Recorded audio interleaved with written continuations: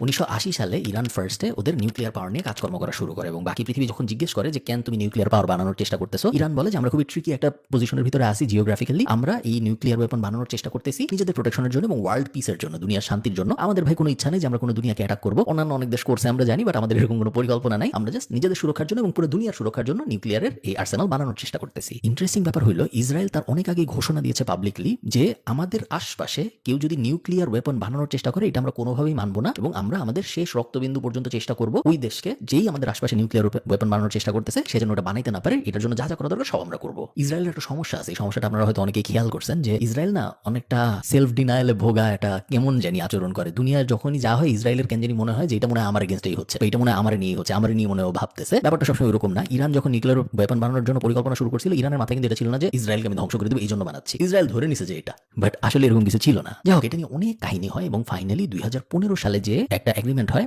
America এবং ইরানের ভিতরে, এবং এই এগ্রিমেন্টে ইরান ঘোষণা দেয় যে আমরা আমাদের ক্লিয়ারের যে প্রোগ্রাম ছিল সেই প্রোগ্রাম আপাতত পজ করে দিচ্ছি, আমরা নিউক্লিয়ার ওয়েপন বানানোর এখন আর চেষ্টা করবো না। বদলে আমেরিকা বলে যে ঠিক আছে, যদি তোমরা রাজি থাকো যে তোমরা নিউক্লিয়ার ওয়েপন বানানোর কাজকর্ম করবা না, তাইলে তোমাদের বিরুদ্ধে এই 20টা স্যাংশন ছিল, এই স্যাংশনগুলো আমরা উঠাই নিচ্ছি, তোমরা আবার তোমাদের ট্রেড শুরু করতে পারো, তোমাদের কাছ থেকে আমরা আবার তেল কিনবো, তোমরা আবার প্রোডাক্ট রপ্তানি করতে পারো। ওই এমবার্গোগুলো আস্তে আস্তে সরাই ফেলা হয় এই কন্ডিশনে যে হ্যাঁ ঠিক আছে তাহলে তোমরা নিউক্লিয়ার ওয়েপন বানাবা না। এবং ওবামা নোবেল পাইছিল আপনারা জানেন 2016 সালের দিকে সম্ভবত, এবং নোবেল পাওয়ার মেইন কারণগুলোর একটা ছিল এই নিউক্লিয়ার চুক্তি ইরানের সাথে। সবকিছু ঠিকঠাক মতো চলতে থাকে এবং 2018 সালে ট্রাম্প ক্ষমতায় আসে। ট্রাম্প ক্ষমতায় আসার পরে অনেকগুলো কাহিনী হয়, বাট এই ক্ষেত্রে মজার যে কাহিনীটা হয় সেটা হলো ট্রাম্প এসেই বলে যে ইরানের সাথে যে চুক্তি ছিল, ওদের যে এম্বার্গো ছিল, এগুলো সব ক্যান্সেল, আমি মানি না, ইরান যা মন চাই করুক, আমরা ওদের প্রোডাক্ট নিবো না, আমাদের কাছ থেকে তেল কিনবো না, ওদের সাথে যা চুক্তি করে গেছিল ওবামা সব বাদ। ইরানও বলে ঠিক আছে কোনো সমস্যা নেই, চুক্তি যেহেতু বাদ, আমরা আমাদের নিউক্লিয়ার প্রোগ্রাম আবার শুরু করি, আমরা অনেকদিন ধরে থামায় রাখছি, এখন আবার আমাদের এটা বানাইতে হবে। ইরান কাজ শুরু করে এবং গত পরশুদিন ইসরায়েল এই কারণেই ইরানকে অ্যাটাক করে, কারণ ইসরায়েল মনে করতেছে ইরান এত কাছে চলে আসছে যে এই মুহূর্তেই যদি অ্যাটাক করা না হয় তাহলে আমি 1 থেকে 2 সপ্তাহের মধ্যে ইরানের কাছে নিউক্লিয়ার ওয়েপন রেডি হয়ে যাবে। এখন ফাইনাল কথা, যদি আসলেই